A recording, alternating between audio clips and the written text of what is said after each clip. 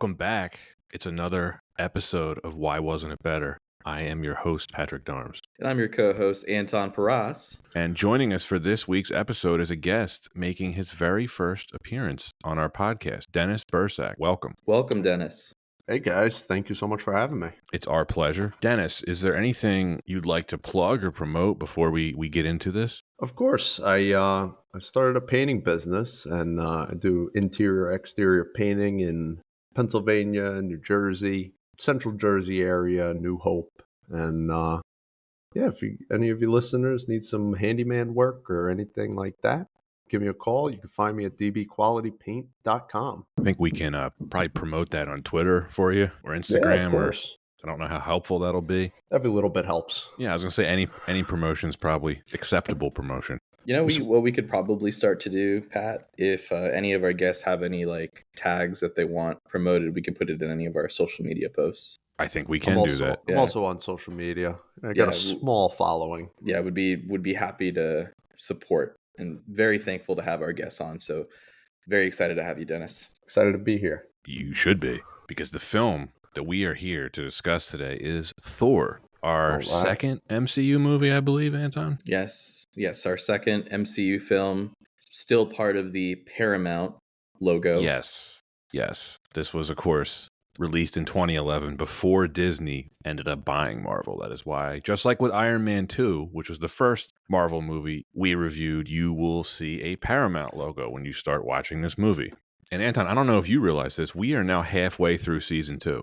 It's been a fun journey through season 2. I feel like we've really been able to make some updates and changes to the format. We've been having some fun with the different episodes types, and we've had all sorts of fun guests. And yeah, season 2. What a ride. Yeah, I've been following the podcast now since its inception, and looking forward to making fun of some of the guests that you had, and we have some mutual friends, so I'm here to basically just one up them and give you guys a performance. Got it. Can you give any shout outs now, like any shots that you want to take before we start to dig in more? Oh no, I'm just gonna be the best. That's really it.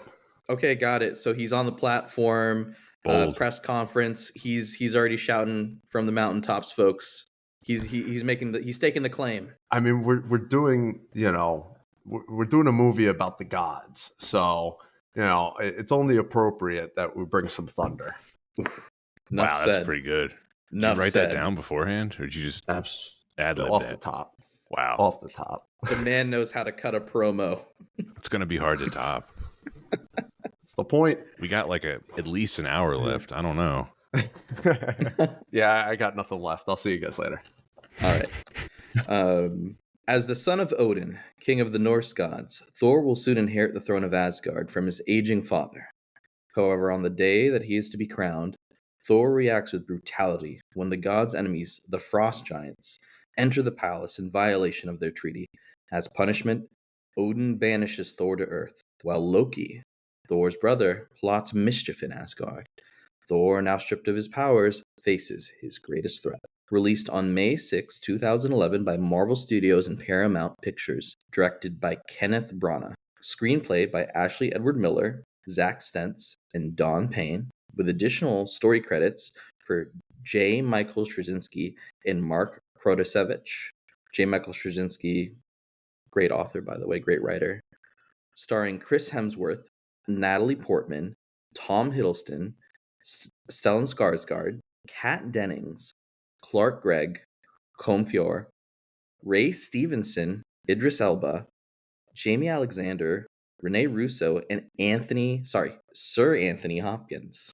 Budget of $150 million with a box office of $449 million. Dennis. Yes, sir. You chose this movie to discuss for this week's episode. Why? So I was not a huge Marvel or Avengers guy basically prior to this movie, and I really didn't have any interest in this movie when it was coming out, but I was kind of forced by one of my friends to go see it. And I remember after watching it going, have I not heard about Thor? How have I not been exposed to this? And thinking it was just one of the coolest basically translations of a movie about the gods and that whole universe around Asgard and Odin and all the gods of Greek mythology. The execution of it was really cool, the way they tied it into kind of our modern understanding of science and belief systems with mythology and all of that, really getting woven into a movie that anyone can appreciate, anyone can watch, and it's a lot of fun. So yeah, really just being something that went from not being a thought in my mind to being something that really made me aware of the Avengers as a universe. Makes total sense. I have a similar reaction to you in the fact that I have never really been a traditional comic book guy. Always liked Batman, the movies, the action figures, the TV series. I liked sort of the X-Men animated series, the Spider-Man animated series. You know, I enjoyed those things, but I didn't, and I knew the very popular Marvel heroes, right? Like obviously I knew Spider-Man, I knew the Hulk,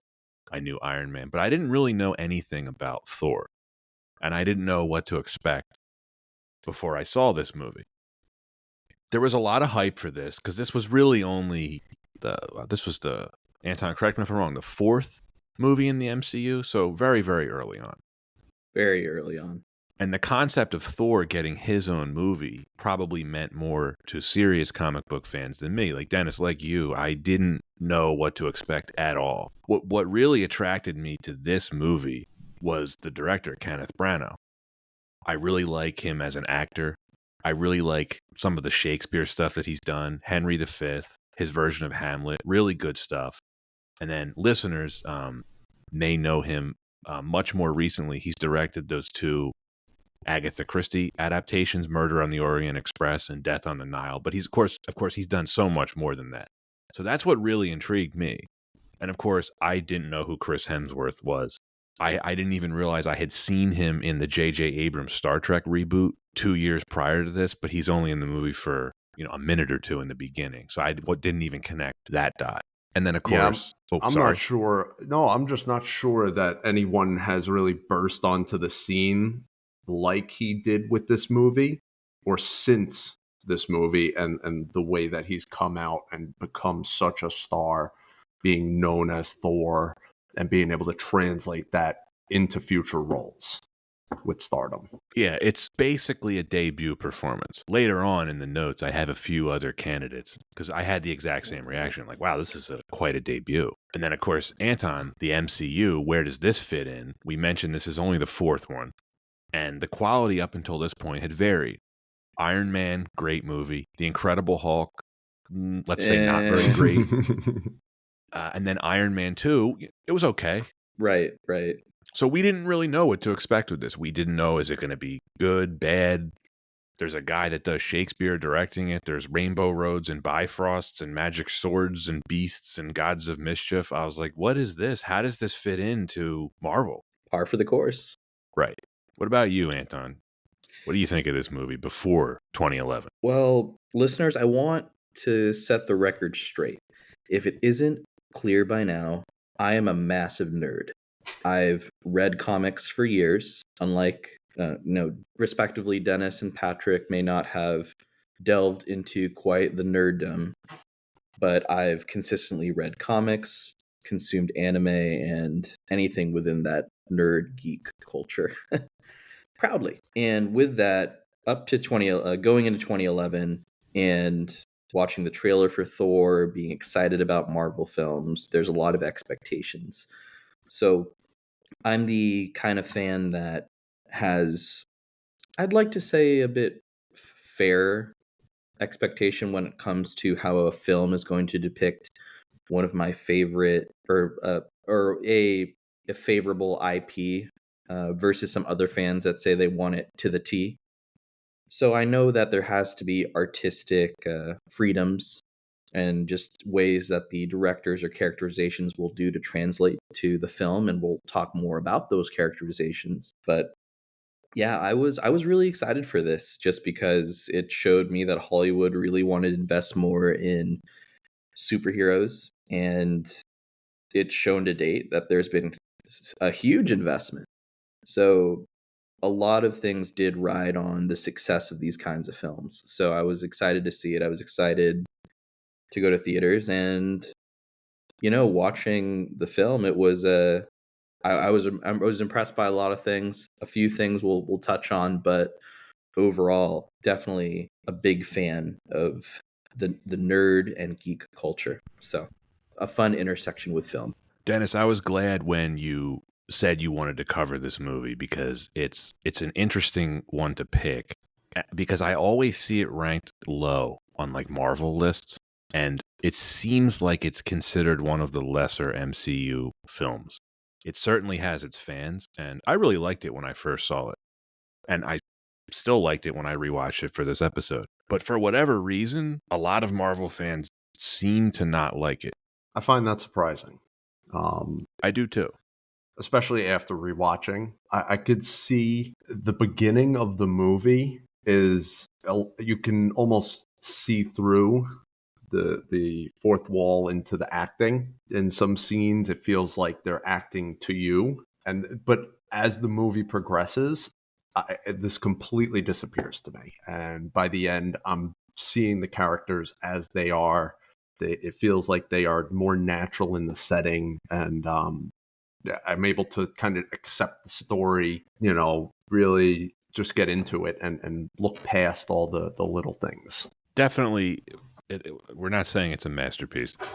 No, it's no masterpiece. Listen on to learn more. I would say it is in its own right. Overlooked. Yes, That's a great word. Yeah. They're bringing magic into the Marvel movies for the first time. So with that, you got to suspend the reality and just kind of go with it a little. They're bringing science into all the previous movies. It's very science heavy and things that you can imagine being, produced in the future, where technology takes us, where accidents takes us, whether it be Spider-Man, the Hulk, Iron Man. These were all things that we, in our mind, kind of can actually wrap our heads around in some way, shape, or form, as crazy as it might sound. I'm trying to. Yeah, this one goes off the deep end and just goes into the Greek mythology and gods and thunder and lightning, and everyone's got superpowers. They're all, it's a whole world of superheroes in a sense. So bringing that down to earth is a pretty big task. Yeah, they tried their darndest on this, didn't they? I think they pulled it off because you look at what it's become. It's hard to say there were better Thor movies after this. A lot of people would tell you Ragnarok is a much better movie than this. I enjoyed it. I don't know if it's better. I don't know if it is either. I am of the opinion that Ragnarok was a better film. We can talk more about that.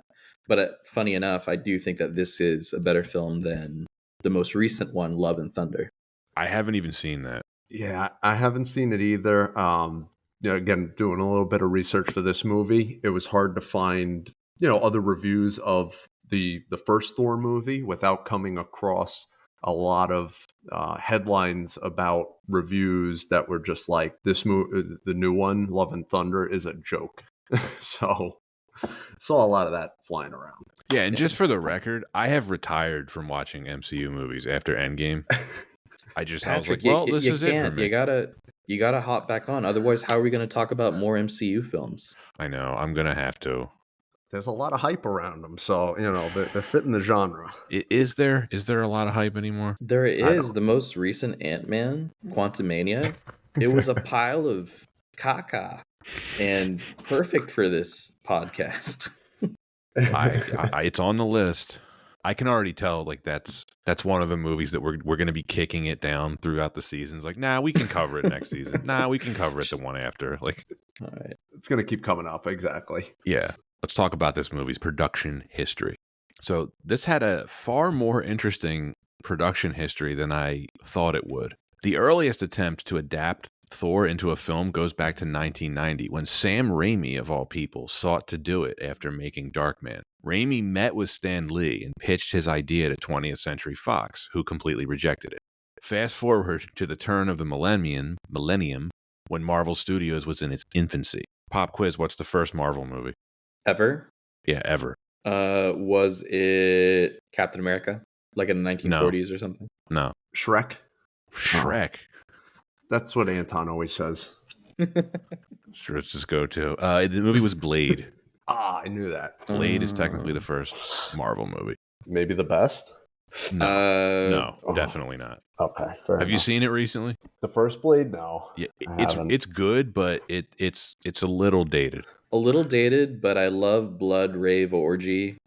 Like It's good. It's a good movie. opening. Oh yeah, no, a very entertaining movie to watch. One of those like Sunday afternoon TNT. It's on at any moment. You can just jump into it, watch it. Yeah. But yeah. Well, we're gonna cover one of the Blade movies on this podcast at some point. The third Fair one. enough. I can't remember that one. Good. If you haven't seen it, don't. It's one of the worst movies I've ever seen. It Fair did enough. have Ryan Reynolds in it. Yeah. Right? Yeah. Ryan I would have to Reynolds, say- Jessica Biel. Jessica Biel as They hired a South Beach drug dealer to play Dracula. there was a lot of issues with the production of that film. Triple H, the wrestler, was in it playing a vampire. Dennis, yeah, it's not good. Let's go D-Generation X. Yeah, I mean, I do have a story. I did meet Triple H once. I was like 12 years old, and I do have a picture with him, and it was pretty cool. But at that moment, I realized how large humans can be, and when he put his arm around me and I kind of sunk to the side, I was like, "Holy smokes! Yeah, this guy's something else." He could have played Thor. I mean, there you go. That's a random casting that would have ruined the movie. His voice is too gravelly. I'm glad you like followed it up. He could have played Thor. It would have ruined it, but yeah, it would have been bad. He had the look, but yeah. If you want to see what Triple H's acting chops are like, though, he does have a few films that were filmed under the WWE Studios banner. Yeah. I don't think anyone knows that besides you. Right, there was a quite a line of films with WWE superstars as the main actors. I did not even know that. Yeah, there is. There's a See No Evil starring Kane. Yes. Yep, everyone might recall that horror film back in the early 2000 or the late 2000s. Ugh. But that's for another day. I'm also a big wrestling fan, so Gotcha. Another fun tidbit for our listeners. But back to the production history. Yes, the production history of Thor. So the success of Bryan Singer's X-Men in 2000 inspired Marvel to explore other projects, and Thor was one of these projects. The original plan for Thor was for it to be made for television. UPN was in talks for airing it, excited by the prospect. Shouts out to UPN. Yeah, how horrible would that have been? They pushed for a script, and they actually approached Tyler Mane to play Thor. Tyler Mane actually was in Bryan Singer's X-Men. He played Sabretooth, and he also appeared in a film that we have covered, Anton, Troy. He was Ajax or Iax. Oh, yeah, no, he died. Yeah. He died? Didn't he? I don't know. In the film. Oh, in the film, yes, he did. Yeah. Or in I thought you meant the actor. Yeah, no, I just that character. I was like, oh yeah, he got stabbed. Right. Sorry, this project ended up going nowhere. Marvel was they were unable to secure the financing. So Sony Pictures Entertainment finally purchased the film rights. And in December of 2004, David S. Goyer was in negotiations to write and direct, but Goyer lost interest after less than a year. Goyer is a name that I would imagine a lot of superhero fans know. He was involved in Batman Begins. He wrote and directed Blade Trinity, of all films. Coincidence. And he was also involved in Man of Steel. But this project, of course, went nowhere as well. Now, Mark Protasevich was a fan of the Thor comic book, and he agreed to write the script in April of 2006. And the project moved to Paramount Pictures after they acquired the rights from Sony. Protasevich described his plans for it, quote, to be like a superhero origin story, but not one about a human gaining superpowers, but of a god realizing his true potential. It's the story of an Old Testament god who becomes a New Testament god, end quote. A little bit of a strange quote. That's a very strange quote. Can I just say that this sounds like someone that hasn't read the Bible? Yes, I can, having read the Bible like several times at least. I can tell you the Old Testament God and the New Testament God are the same. And also, is he trying to say that Thor became a Christ-like Messiah? I don't know. There's a Let's email him. Yeah, we'll ask him about that one. We'll get him on the show sometime. Just to disagree with them. Yeah. Like, what's up with the Old Testament quote you made? In August of 2007, Marvel signed Matthew Vaughn to direct the film. Vaughn rewrote Protasevich's script in order to bring down the budget, as Protasevich's first draft would have cost an estimated $300 million to make. Same as the Yankees' payroll. After the success of Iron Man, Marvel announced that they intended to release Thor on June 4th of 2010, and Iron Man 2 being used to introduce the character of Thor.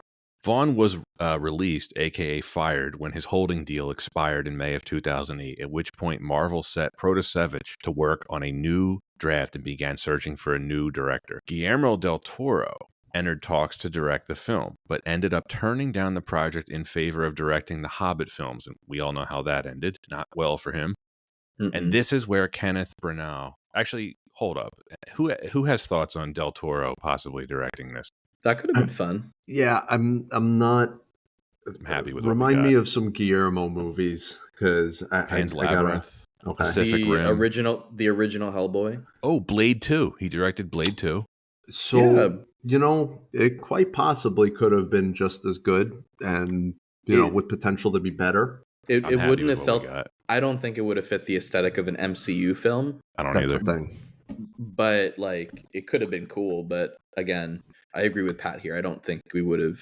I don't think it fits the mold. I'm happy with what we got. Actually, we mentioned what films we're dreading covering. I will be dreading having to rewatch the Hobbit movies. Oh, those are... I haven't seen them. Oh. And I was a fan of the Lord of the Rings, but Right. It was over, and I didn't need more. I didn't want more, but they gave you more. Even the studios were like, how do we give them more? Yeah. That was how they went into the actual meeting, was they were asking, how? Horrible. How do we give them more? The funniest part was he didn't even direct them, and he still kind of ruined them.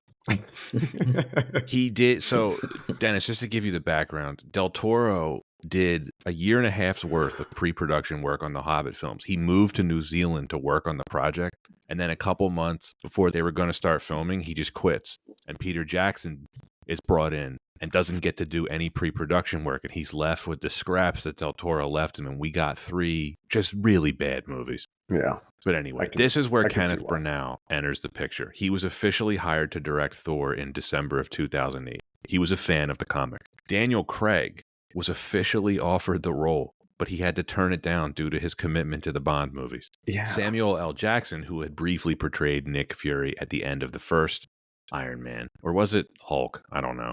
Whatever. He signed on to reprise the role in Thor as part of an unprecedented 9-picture deal with Marvel. Now, Alexander Skarsgård, he was one of the actors who was in the running for the role of Thor, primarily for his physical appearance. Of course, his father, Stellan, would end up appearing in this movie as Professor Eric Selvig. In May of 2009, Chris Hemsworth was in negotiation to play the title role after a back-and-forth process in which the 25-year-old actor was refused early on and then given a second chance to read for the part. His younger brother Liam also auditioned for the role. So glad they went with Chris. Yeah. Yeah, this movie just wouldn't work with his brother. I don't see that at all. Do you think any younger listeners know Alexander Skarsgård's work today? Probably because of Succession, right? Right. And that Viking movie that came out? Right, but I wonder if they even know he's related to Stellan. Probably news not to me. Yeah, it's fun. It's a fun connection. All that whole family's very talented. Yeah, there's a few of them, like the Wayans. That is a great comparison of family Hollywood royalty. Who got the role? There's more. Originally, the persona of Dr. Donald Blake, which is Thor's alter ego and personality, it was going to be in this movie. However, Blake was instead used as a false identity for Thor. Tom Hiddleston and Natalie Portman were announced as having joined the cast around the same time that Hemsworth was hired. Principal photography began in January of 2010 in Los Angeles, and the production moved to New Mexico, where an old-fashioned Western film town was extensively modified for the shoot. Now, Kenneth Branagh, who was, like I said, a big fan of the comic book since childhood, he commented on the challenge of bridging Asgard in the modern world. He said, quote, "Inspired by the comic book world both pictorially and compositionally at once, we've tried to find a way to make a virtue and a celebration of the distinction between the worlds that exist in the film, but absolutely make them live in the same world. It's about finding the framing style, the color palette, finding the texture and the amount of camera movement that helps celebrate and express the differences and the distinctions in those worlds. If it succeeds, it will mark this film as different. The combination of the primitive and the sophisticated, the ancient and the modern, I think that potentially is the exciting fusion, the exciting tension in the film," end quote. That's a pretty long quote. I didn't realize how long it was before I started reading it. And now I'm thinking about rereading it in Kenneth Branagh's accent. The ancient and the modern, I think that potentially is the exciting fusion. Because he's got a pretty cool narrator's voice. Yeah, I would say, cool thing about it was you had mentioned this in the rewatch was that it's available in 4K streaming. Yeah. And watching it in that 4K with all the detail, the way they created Asgard, I'm like second guessing reality and going like, is that real? Is that possible? Because it's just, they make it seem so real. They make it seem it. There's no like, as far as Asgard goes, it just doesn't seem like it's all CGI or fairyland or anything like that. It just seems like a place that exists off in the, out in some other galaxy far, far away. It's one of the best things about this movie is just how well the visuals hold up. Yeah. I was really impressed by it. And I don't think it's a coincidence. This was the final Marvel movie shot on film. Everything else since has been digital. Yeah, I mean, the one thing was actually, it seemed more like a film set when they were in New Mexico versus when they were in Asgard. That's a good call out. I have that written down somewhere in one of my notes, how you can tell all of the money went towards Asgard. Yes, exactly. I mean, just the getting all of the passports and being able to get everyone to Asgard, I'm sure it was hard to shoot on location. Yeah, definitely. How did they talk Odin into like letting them film there? Because he's not he doesn't seem like the nicest guy, Well, he's a really sleepy guy. He's been tired. He's been in the Odin sleep. Such a dick. They probably just went behind his back. Yeah. But then he decided to get up from his Odin nap, go for an Odin walk.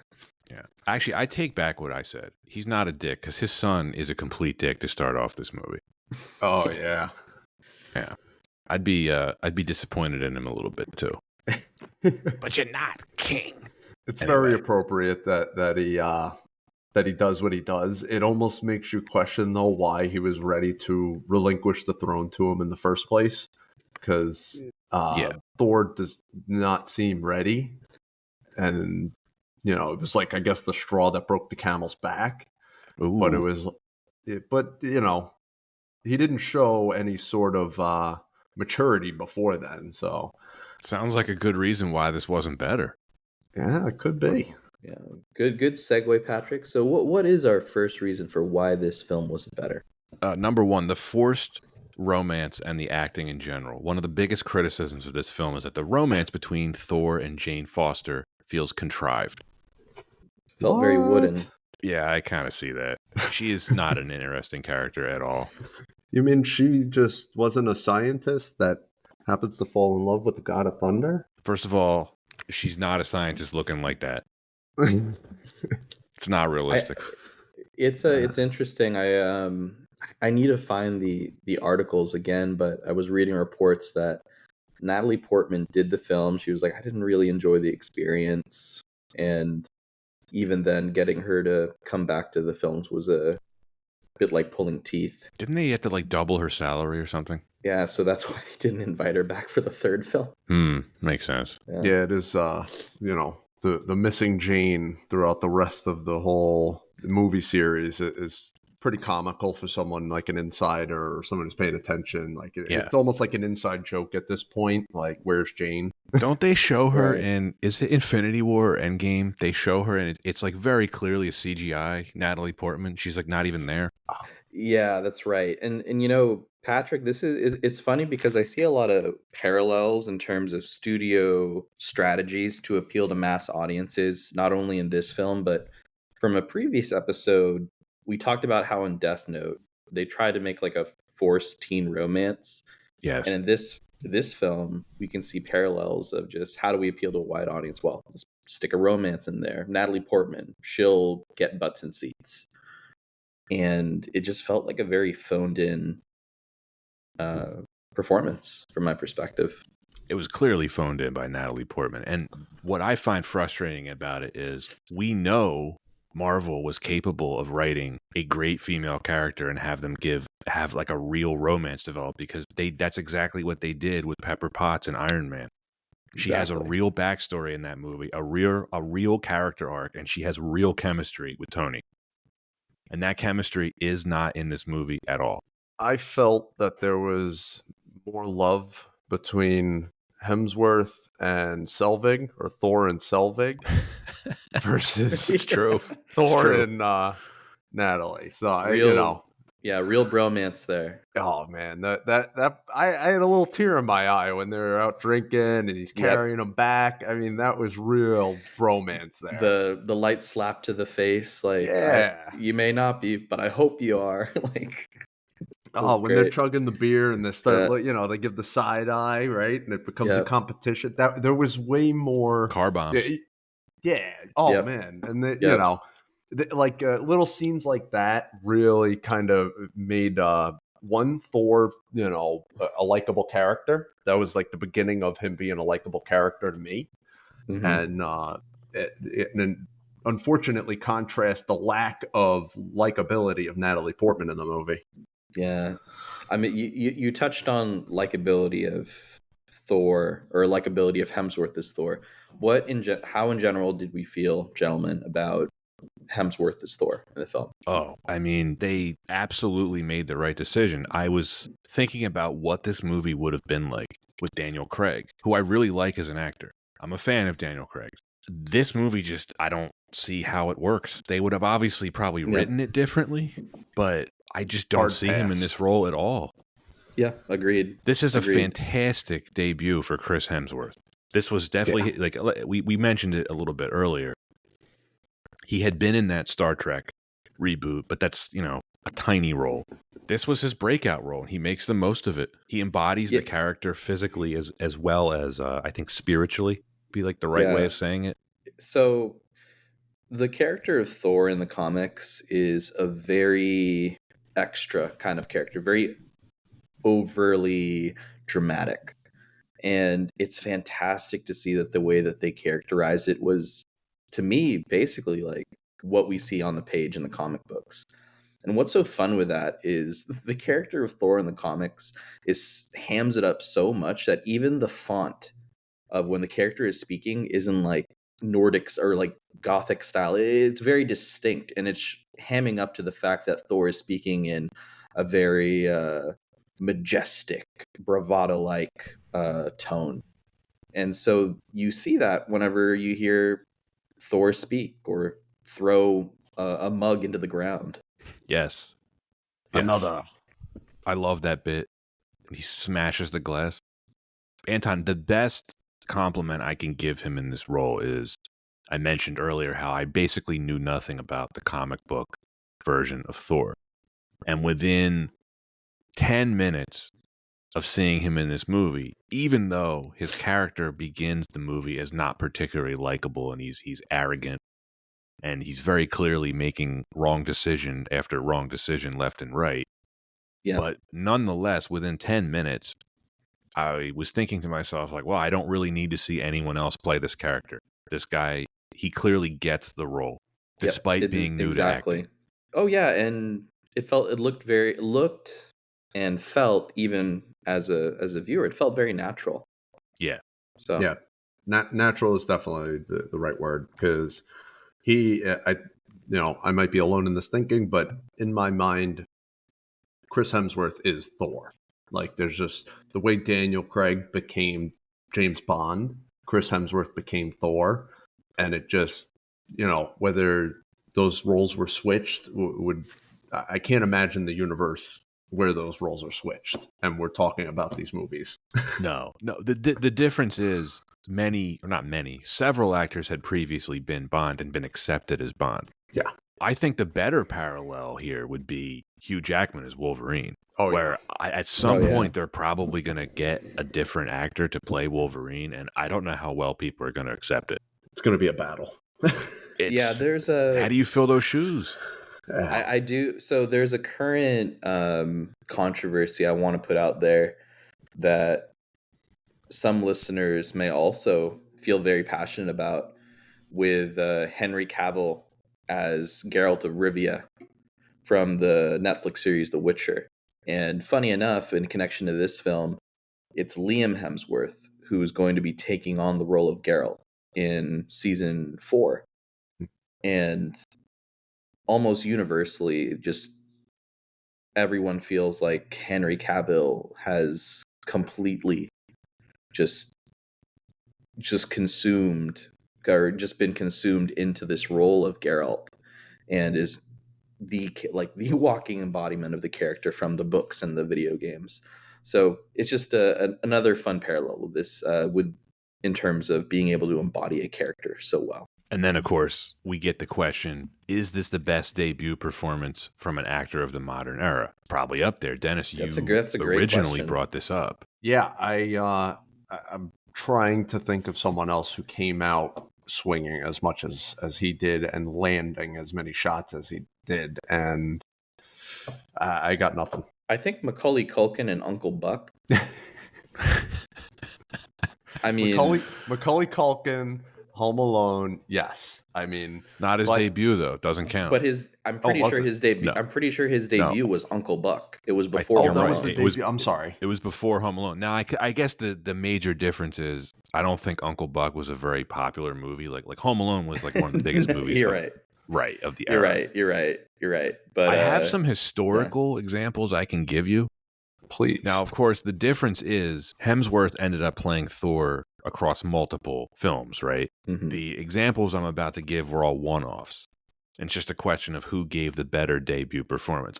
But this is like in the history of movies that I could just think of, right? So Peter O'Toole as Lawrence of Arabia, probably number one. I'm not gonna. That's unfair. Right, like Peter O'Toole, one of the most acclaimed actors of the 20th century. Legendary Peter O'Toole. Here's some other more recent, and some of these are pretty old movies, but they're more recent than Lawrence of Arabia. So Edward Norton in Primal Fear, incredible. Wow. Whoopi Goldberg in The Color Purple. Didn't see that one coming. No. Saoirse Ronan in Atonement. Okay.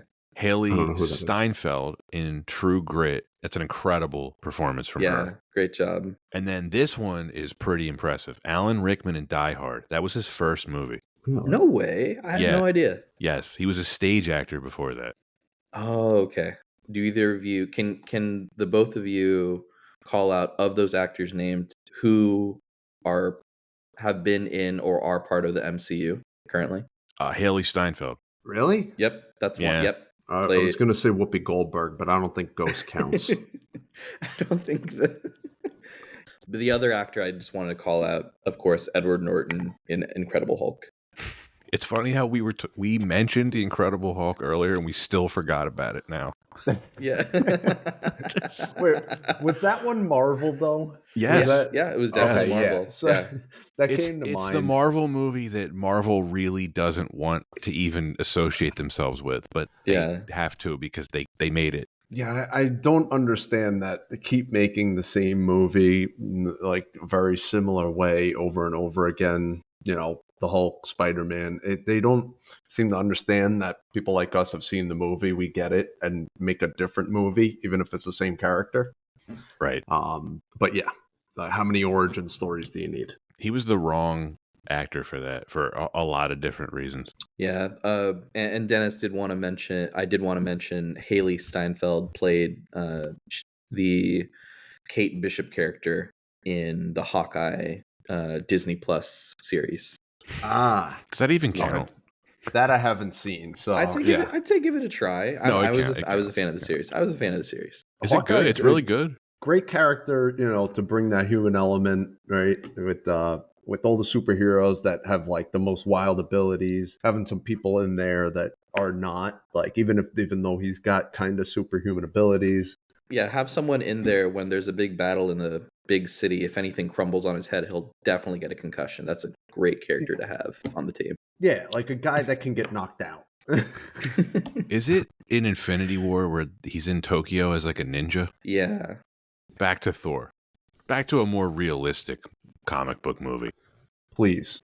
Thor himself is pretty unlikable at first, but I mentioned he just develops.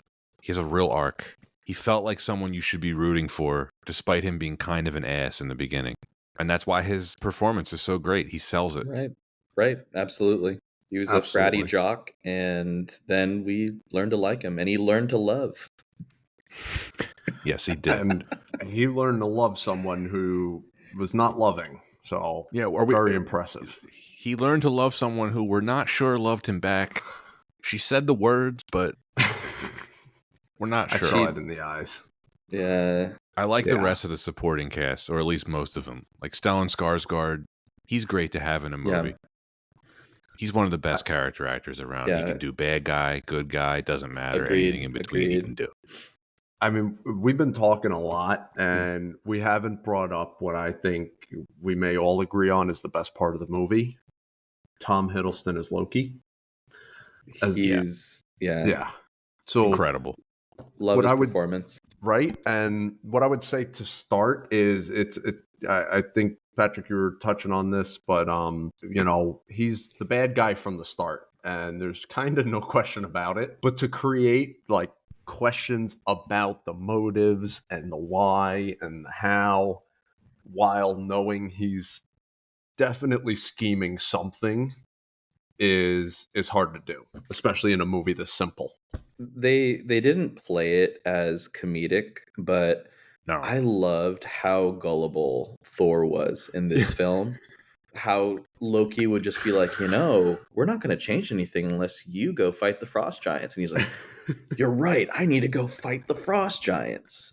Whereas like something like that, you could see a bit more of a comedic tinge in the later films.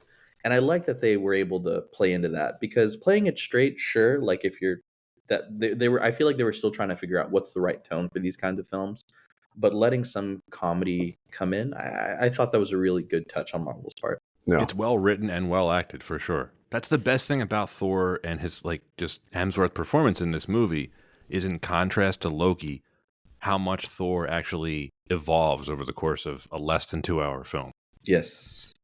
Agreed. I have some questions for you both about Loki, though, when we get into the plot of this movie. Got it. Remind me to bring it up. Got it. Cool. The rest of the cast, how did we feel? I just want to go ahead and put out there, disclaimer, I love my wife, but my Hollywood crush is Kat Dennings. All right. And yeah, I will defend her performance and her ability to add in sitcom level humor into the film. If you've never watched Two Broke Girls, great show to watch while just mindlessly doing nothing. And her quips really bring a level of down-to-earth approachability that I really think was good for this film. Bring comedy to the masses. Oh, I hated it. I can't stand her character. She is one of those people, one of those actors that's kind of a one-dimensional, but if you enjoy it, then if you can, if it's your type, then you love it every time. If you don't, you can't stand it every time. So she is absolutely the same character in everything that she's in. Yeah. This is I hear you, but this is my problem with it. I'm glad you mentioned the word sitcom, because this was the beginning, the first example that I could find of Marvel relying on the let's put a sitcom character in our movie to really punch up the dialogue move. This is something that they would continuously do. And I assume that they're continuing to do it to this day. That's why I don't like her performance here. Got it. Okay. Well, Kat Dennings, if you're listening, Just know it's nothing personal. We're just being critical Definitely not about. personal. Yeah, we're just being critical.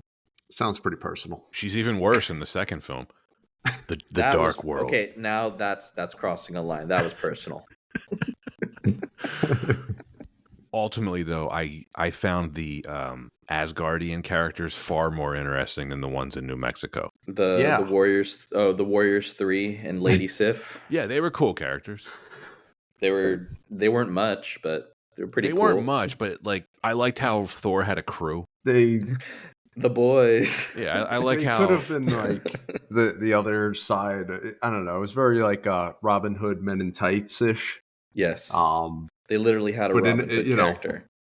Yes, yeah, and you know, it's a fun cast. Great, you know, little addition, but in a way they're almost unnecessary with Thor being as powerful as he is. Like he does not need help in a battle. So or does he? Yeah. Because I guess depends. Because didn't he learn that when he let other people in, he was able to be stronger than he ever was? True. Another. Very true. No, I found the Asgardian characters more interesting. Like Renee Russo, you know, doesn't have a lot to do, but glad to see her in a movie again. I didn't know she was working at this point. Was anyone else shocked that they got someone with such star caliber as Anthony Hopkins? Like I was like, what's he doing in this film? Yeah, cashing a paycheck. Right. He buying is. House This is all I have to say about it. Like he is so obviously phoning it in. Like you can tell he probably didn't read the script all the way through. He's like, just give me my lines. And what did he have? Like, but 10 he's lines? such a great actor that him phoning it in, he's still out acting every single person around him. Yep. Agree with that. I mean, he's Anthony Hopkins. He can almost do no wrong on the movie screen. So it's you know, just another typical Anthony Hopkins thing for me. Yeah. He's gonna do wrong on a movie we're gonna cover later this season. Oh boy, you know what I'm talking about, right? Oh, you're right. Yes, yeah. Yeah, we're trust me, he can do wrong, but he can do some wrong. Yeah, let's keep that as a teaser because yeah, that's a fun one later. Put an asterisk on everything I say. How about that? No. You're right though. Like, but this is the whole thing. Like, he putting him in this movie. Number one, Anton. I assume Kenneth Branagh got him. I highly doubt he's going to return a phone call from Disney. Right. But all right, here we go. Call this a callback. Triple H as Odin. It would have been really gravelly. Thor, you are my son. I can see it, you know. It's Loki with a steel chair. Once, you know, when he takes Thor's power, he just gives him the X, and you know. Here's a good question: Did Odin overreact to the incursion into Ice Palace Land? Anton, go first. I mean, I think that it made sense for the way that the story was written, right? They needed someone to. It just made sense for the story, but like from my perspective, I thought it was a little bit of an overreaction. Agreed entirely. It feels like an overreaction in the moment, but to have the story, it's exactly what's needed, right? So it's again, like I said before, the straw that breaks the camel's back, where obviously this isn't the only thing that he's done to show his immaturity, and I guess Odin has had these thoughts, and you know, this is the final straw, and that's it. You need to learn your lesson, basically, and yeah. So I'm gonna put on like my I guess adjustment cap for a sec, and I'm thinking, okay, how could they have maybe written that a little bit better to have made sense to the audience so it doesn't feel like an overreaction instead of all the exposition in the film with Odin doing a bit of a narration telling us about the world? Could we have maybe seen like snippets and scenes of a young Thor growing up, maybe not even talking about it, but maybe causing a bar fight, then causing a fight in Asgard University, maybe over the smallest thing, or hearing over the smallest thing, then causing a fight in having the Thor crew also back him up in battle. And then that actually lends some more credence when the Frost Giants bait him into a fight, that it's actually a bit of a callback to his immaturity. Yeah, can't go wrong with a little background, and Yeah. especially when you're introducing a new character, the way they did Thor. It's completely new to the whole Marvel movie series, and a little background never hurts. Pretty good. I think there But in, should have like, been the a third scene one. where Odin talks about how he was only going to banish him to like Palm Beach, but because he really displeased him, it's like, New Mexico. Because you have displeased me greatly. I will send you to the land of high UV rays and Meth. low, great tax breaks for film. Yes. It's alternatively, it could have been Breaking Good. Oh, Hey, wow. And That's the next Thor sequel, Dennis. You could write it. I wanted to say one more thing before we go into the next reason for why this wasn't better.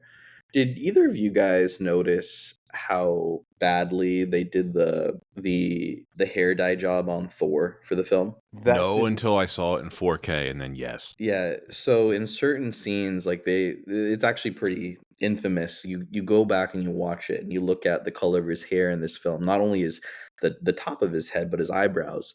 They like bleached it blonde. It was like a piss blonde. It was, and it was so bad that in some scenes he looks so washed out that he looks more pink. And It looks spray painted on. It looks really bad, and I just feel so bad. And I feel better in the later films. It looks much more natural, but I had no idea what they were thinking that first one. Well, we know what happened. I mean, they spent all the movie's budget on Asgard, and they were like, "What do we do about his hair?" We're They like, just go bought to the something at nearest Halloween CVS. store and buy a yellow wig and some gold spray paint. It was gold spray paint. Yeah, it looked bad. It looked bad. Yeah. The second reason why this wasn't better, I'd like to try to discuss whatever plot this movie was trying to pass along as a plot. This movie's plot is kind of fluff. It's just like a vehicle, which is often the case in debut films for superheroes. So does Thor know that, he can get his powers back if he does something noble? I don't know. Right? Or does he just think that he's now mortal the whole time? Does he have that hope? Because that's kind of a thing that sat in the back of my mind is, it does make it more interesting if he doesn't imagine him getting his powers back. But if he knows he can get his powers back, then, kind of makes it less interesting and less on the line. He operates with so much confidence that it seems to imply that he knows he's going to get his powers back. But to your point, it's not really explained if he knows or not. At least if it is, I missed it. Right. Anton, you're the expert here. Just this makes sense. Well, I mean, I think that part of it is readers of the comic can just assume, knowing that yes, when he is able to raise up the hammer and then call upon the powers of Thor, it's like, one, it's able to show that he is worthy, and then two, then yes, being able to summon upon the powers of Thor. So I think it's just kind of more of like a shared assumption to the audience. That's a good way to look at it. Fair enough. Something else. This is a serious knock on the plot. Anton, I don't want you to answer this because I know you're going to know the answer to this. But Dennis, what is the villain's name in this movie? Wait. I don't mean Loki. Man. Yeah. I know. This is a problem with the movie. The ice giant? Yeah. Does he have a name? Laufey. Yes. Yeah. Oh, yes. But you see where I'm going with this, right? How big are the ice giants?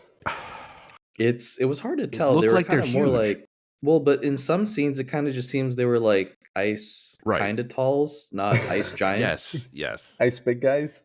They look 40 feet tall in some of the action scenes.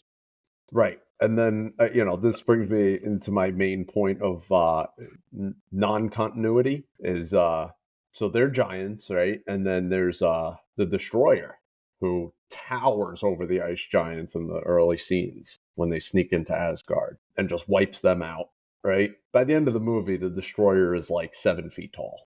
Yeah, it doesn't seem as tall. Like, yeah, I agree. Like the dimensions there don't add up. Simple continuity error. Yeah. It could easily be corrected, and there's just no need for the silliness there. But they did It's it. the only part of the effects that doesn't really work. Yeah. But the reason I wanted to ask about Laufey is that, like, we were talking about the acting earlier, and we made a big deal about mentioning how much we liked Tom Hiddleston as Loki, and there was none of us even brought up the fact that he's sort of the main villain in here, and he's sort of not. But the other villain and the overall plot of this movie is so forgettable. It's a knock against the movie. Yep, The Frost Giants part of this is so forgettable. Yep. They were never a real threat. No. And No. yeah. I mean, I'd argue that probably is on purpose. That if one were to look at who is the real main villain, it's Loki, as he's the one that's orchestrating everything.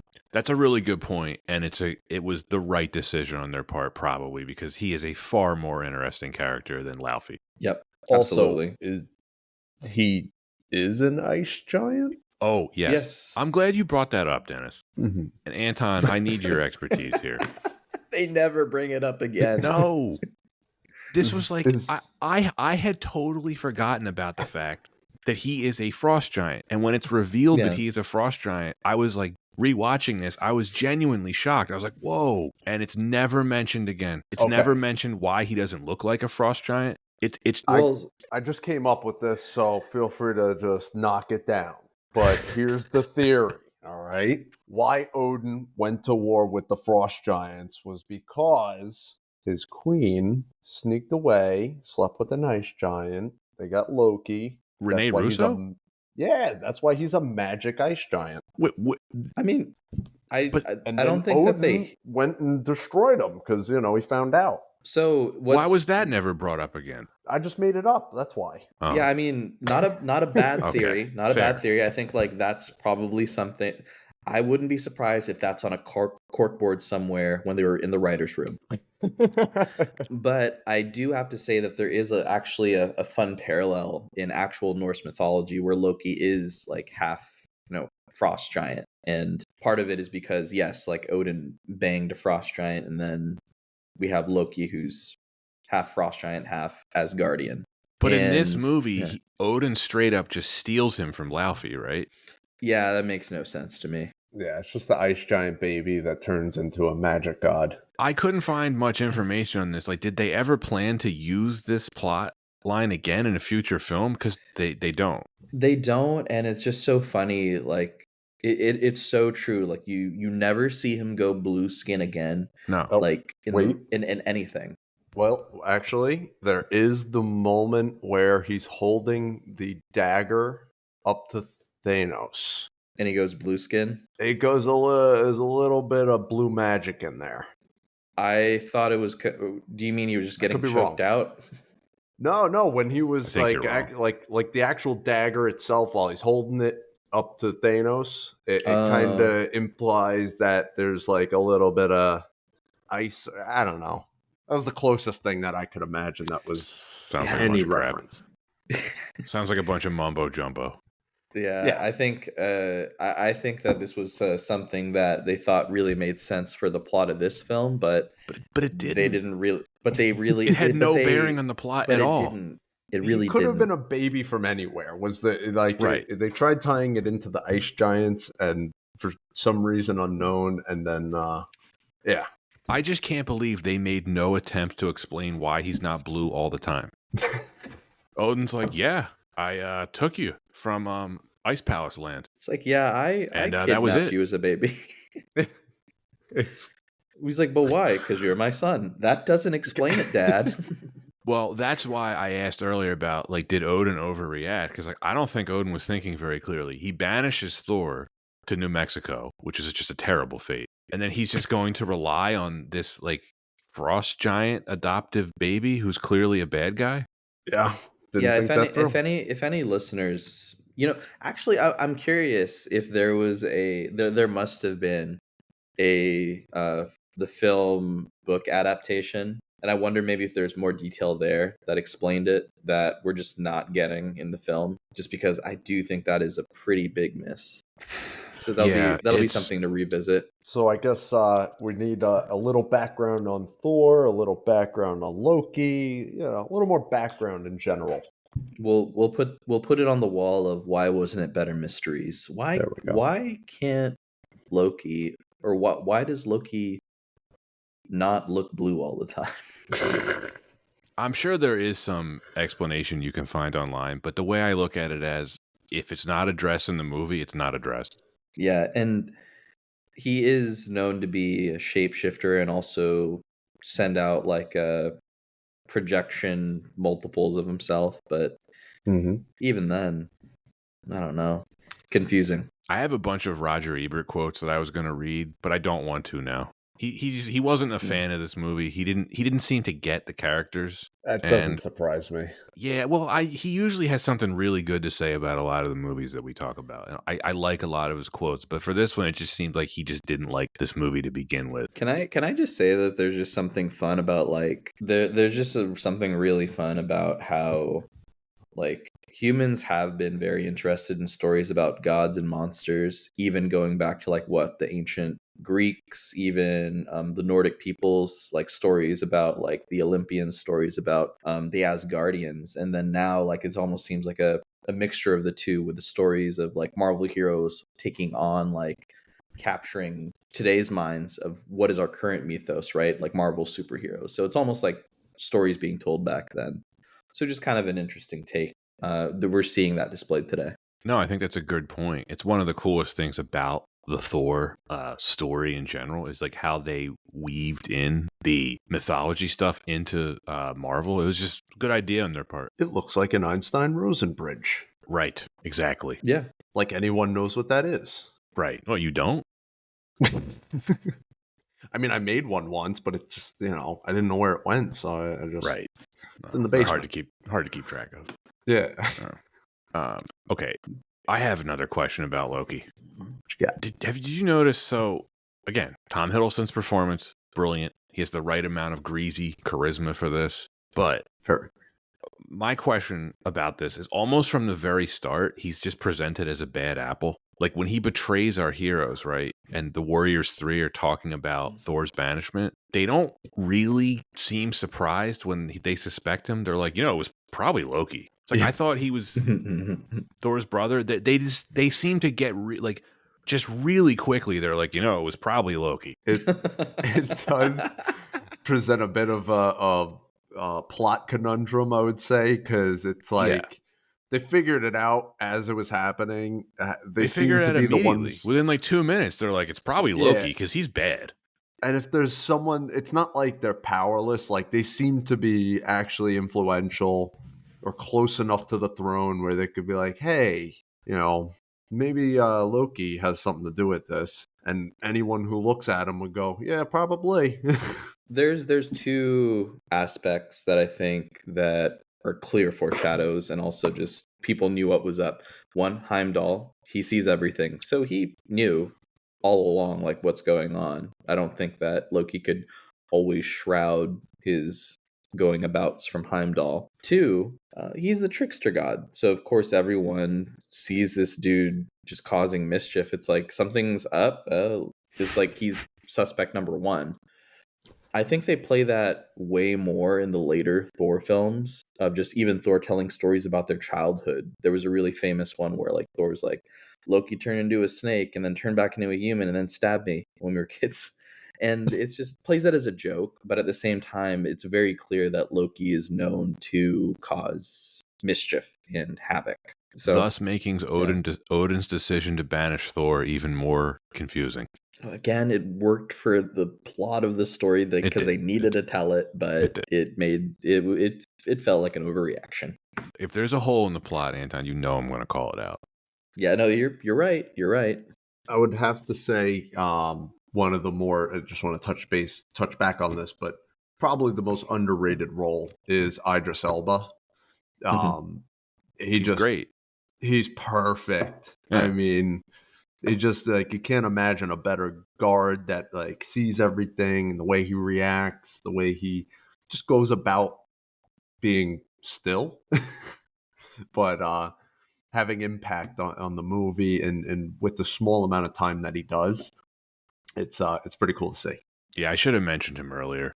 But, despite the flaws in the plot, what makes this movie work for me is that I like how it's not really an origin story. I'm someone at this point, and I would imagine a lot of people share this opinion that like I'm just tired of seeing origin stories. Not everything needs to be an origin story. I don't need to Mm-hmm. see every superhero like growing up and finding their powers. Where Right, this right. movie does a really good job of introducing us to the character Thor, but he's already a prince, but we don't actually have to see him become Thor. What I should have said is we get to see his redemption arc. We get to see him become the best version of himself, and that's far more fulfilling to me than just another origin story. The whole fish out of water thing when he gets to Earth, it's got some funny stuff in it. I definitely preferred all of the stuff in Asgard, but I just really liked the way they told the story with Thor's character. Yeah, this was also kind of the big, as much as Shield had, I think, a very small part in being mentioned. This was the beginning of Shield being a part of the Marvel universe as like a central entity, really, and having like some actual impact in the movie. Yeah, and they did a good job of working Shield into the plot and not making it feel stupid. Like the hammer Mjolnir like landing in the desert, like, oh, that's something that like probably would bring the government there. Yeah. Oh yeah, yeah, and they have that like Men in Black kind of essence to them, where it's like, "Who are you?" And it's like doesn't matter. We're the good guys, man. We're here to Yeah, sell Acuras. flash the badge and steal your stuff. Yeah. Oh, that's why I really wanted to buy an Acura after the film. Yeah. Yeah, a lot of Acura shots in this one. Yeah. Well, they had to subsidize the budget somehow. Final reason here, just general thoughts on the production. One of my favorite things about this movie, it is under 2 hours. It's Yes, pretty it well is. paced. This was before we got into the bloated 150-minute superhero movies. This movie just moves really well. There's a couple scenes that maybe are a little slow when he's in custody and they're trying to get him out. It's a little slow, but for the most part, this movie is just paced well. Yeah, and unlike Marvel films today, where it really is jam packed with a lot of different characters, or it's a bit complex, this was a fairly simple story with good set of characters. And while there's a few plot holes here and there, they were able to tell a hero's arc and tie the film up. So, and they were able to do it right in 150 minutes. So kudos to that. Kenneth Branagh, he did a great job directing this. They did a great job creating Asgard. We touched on that a little bit earlier. They succeeded in making it look unique. This is post Lord of the Rings, post Harry Potter, post a lot of other fantasy movies, and they still managed to make this, the design of Asgard and all the stuff, they managed to make it look unique. And Yeah, I and it like was how a they made a conscious effort to show the scale of Asgard. I think, Dennis, you Mhm. probably mentioned this earlier as well. You really get a good sense of geography of the size of Odin's castle and how everything sort of floats on top of space. You're never really confused about like the setting of it all. Yeah, they really bring it into like a cool perspective where they zoom in from the outside to show you Asgard. Yeah. Basically from the 10,000 foot perspective, zooming into where Odin lives and where this castle is and this whole realm exists. Yeah, and in terms of just how they're architecting the film, how they were architecting the film before, and in terms of building out the MCU, it was a fun time. It was a lot of teasers. There was a lot of hype around the eventual Avengers film that was going to come out. So any appearances, any connections to this greater universe, it was a really exciting time. I mean, we have the result of that now. And now, whenever there's teasers or any post credit scenes, it doesn't really connect the universe more than it is just little winks or fun things. But back then, little appearances meant something. And it also felt that much more valuable. I mean, did you guys catch which other Avengers character made a fun appearance in the film? Is it Hawkeye? Exactly. Yeah. Jeremy Renner. So that was a really fun. Yeah, I totally forgot that he was in this film. So good to rewatch and remember. Yeah, they really were very purposeful when setting up the MCU. Yeah, I liked how it was filmed too. The Dutch angles are maybe a little bit much at first, but you realize Branagh was trying to make it look like comic book panels. Yep. It's certainly far more interesting to look at than any of the newer Marvel films that I've seen before they got to that assembly line cookie cutter look. This actually has a unique look to it, and man, it looks good in 4K. So, Patrick, I'm sure you agree with me on this. The action scenes for me just weren't that great. I felt like they were just too shaky. A lot of camera movement, not really seeing full battle scenes. It was just cutting from scene to scene. So it just felt a little jarring.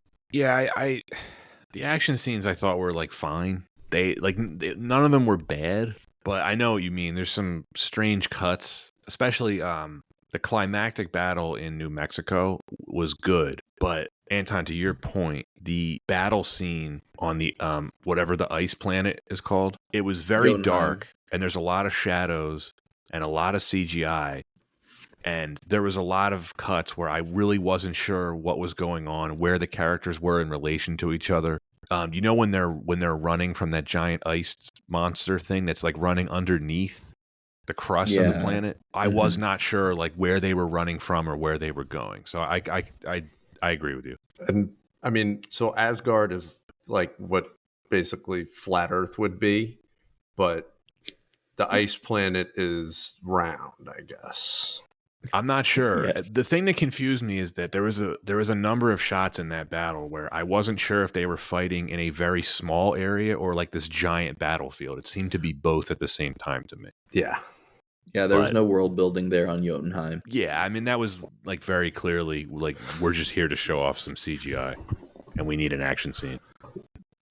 And Thor's power, his ability to just you get to see him do through an army. Yeah, you get to see him do Thor stuff. It was cool. Like it wasn't bad. I think the best opening for fight like for Thor stuff, if you guys recall from Thor Ragnarok, the opening, that was like the most like, oh, this is some pretty sweet Thor fighting.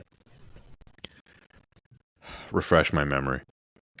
He is the opening scene. He is fighting against in like a lava like fiery, like almost feeling like pits of hell area to prevent the being that would bring on Ragnarok in Asgard. And then he's fighting like hordes of enemies. But like is this where they're playing the Led Zeppelin song? Yes. Oh yes, I agree with you then. That is pretty cool. Yeah. Yep. Yeah, and it felt like a very fun choreographed scene, and the way that he fights with a hammer, it was like, okay, that's very creative and fun, and that was, I think, a better. This is a Thor fight. Oh no, I always appreciate that they kind of equivocate or you know the fighting between Thor and the Hulk is like kind of the big battle that everyone wants to see, because it seems like no one else besides Thanos seems to be able to match them. So yeah, that kind of comes together in Ragnarok. Yeah, it's true. It's a movie we probably won't cover because it's a good film. It's just too good. Yeah, it's a good film. I think it's a good film, and it's as good as that film's gonna get. And it also did great at the box office, and I was very satisfied. It met the expectations, I think. Yeah, it had a lot of chuckles in it. Yeah, yes, it did. Because we put Jeff Goldblum in it. Anyway, back to this Thor movie.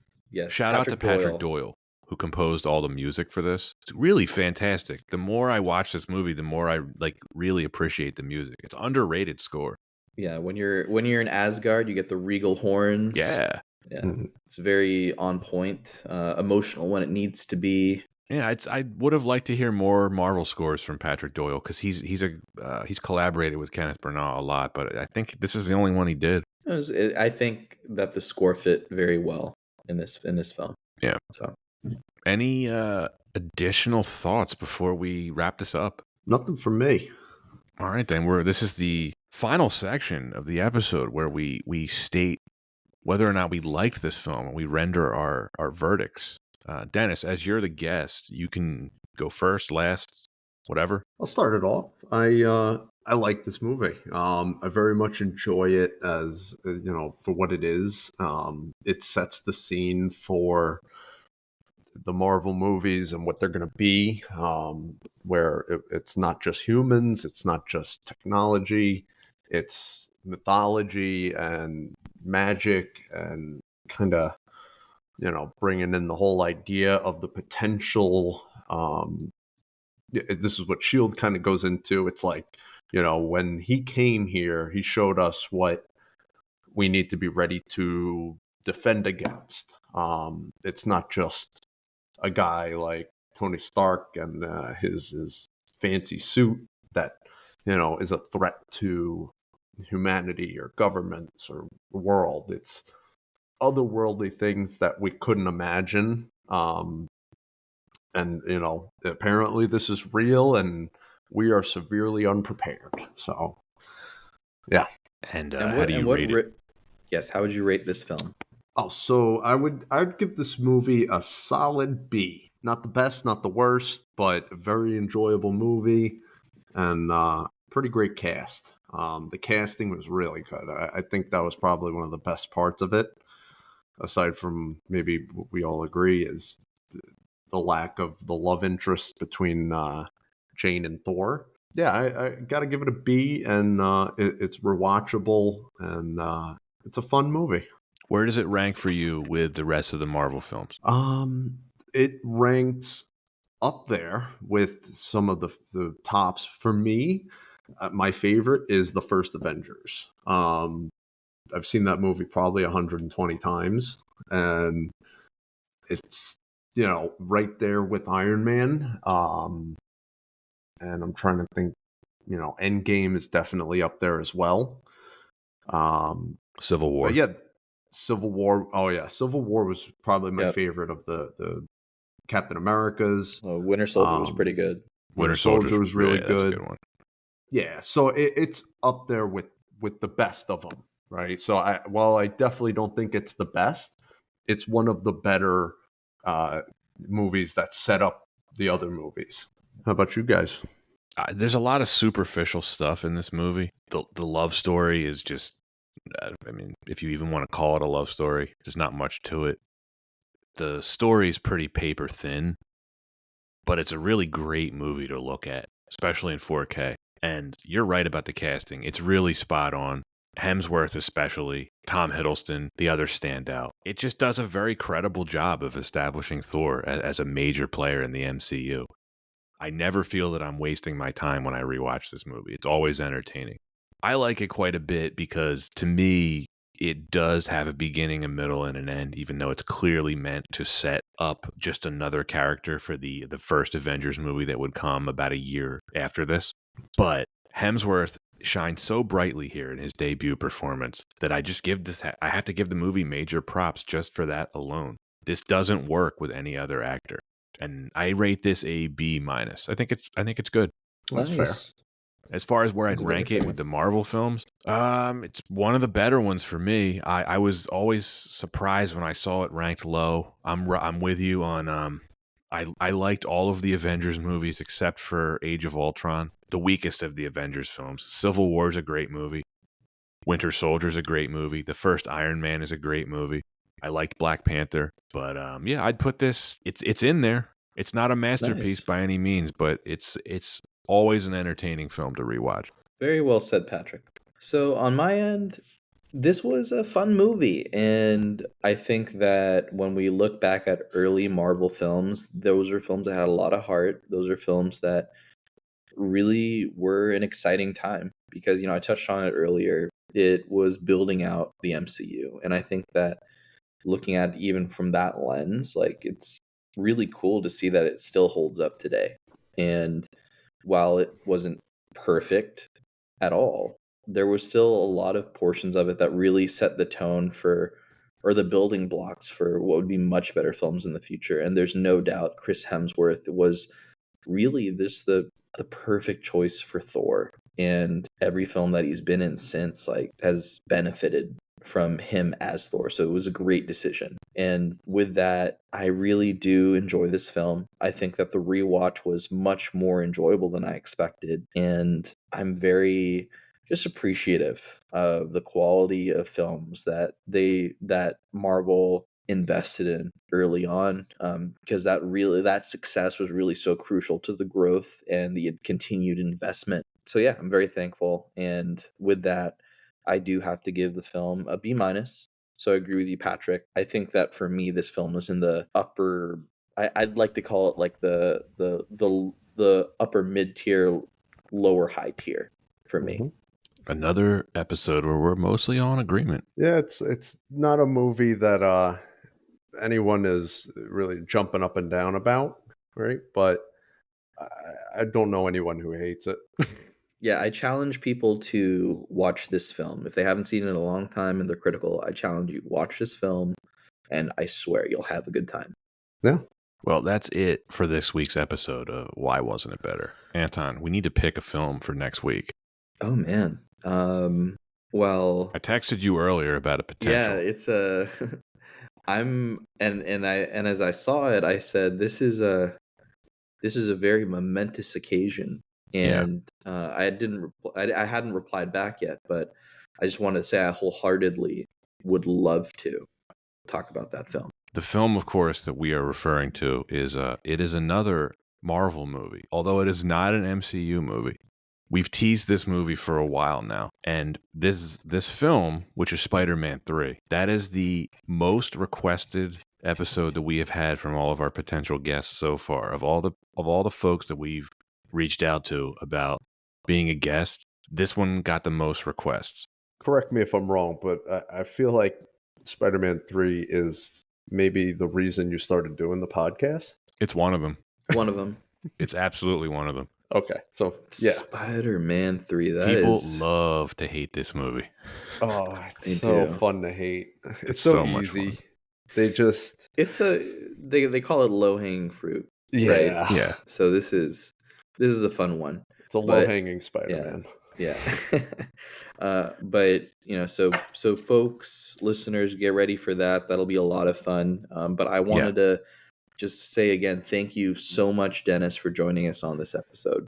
No, I can't thank you guys enough for having me. I'm an avid podcast listener. While I'm working, while I'm painting, doing that stuff, it keeps me sane. So to be on one is pretty cool, and really appreciate you guys. Keep doing what you're doing. Will do. We will have to have you back. Love to be back. Well, in the event that our guest is not available for Spider-Man 3 next week, we will come up with some kind of a backup plan. But as of now, please expect Spider-Man 3 to be our next episode. And that'll do for this week. If you like what you've heard, please give us a follow. If you'd like to stay updated with all of our content, all of our social media handles are in the episode description. See you next time.